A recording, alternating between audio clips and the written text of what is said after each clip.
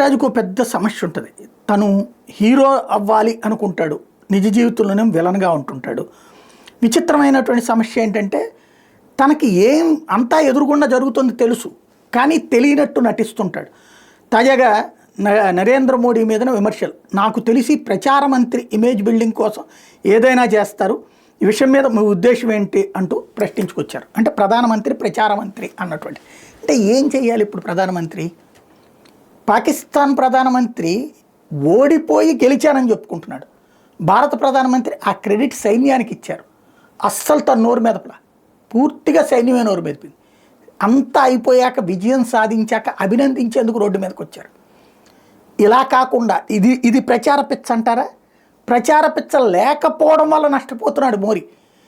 ఇలాంటి మూర్ఖులందరూ మాట్లాడడానికి ఉపయోగపడుతోంది. అట్లాగే కళ్ళ ఎదురుగుండా పాకిస్తాన్ని విధ్వంసం సృష్టించి వణుకు పుట్టిస్తే కూడా అది కాదు అని చెప్పి పాకిస్తాన్ని నమ్మే మూర్ఖుల జాబితాలో ప్రకాష్ రాజ్ ఉంటాడంటే ఇక ఆయన ఇష్టం.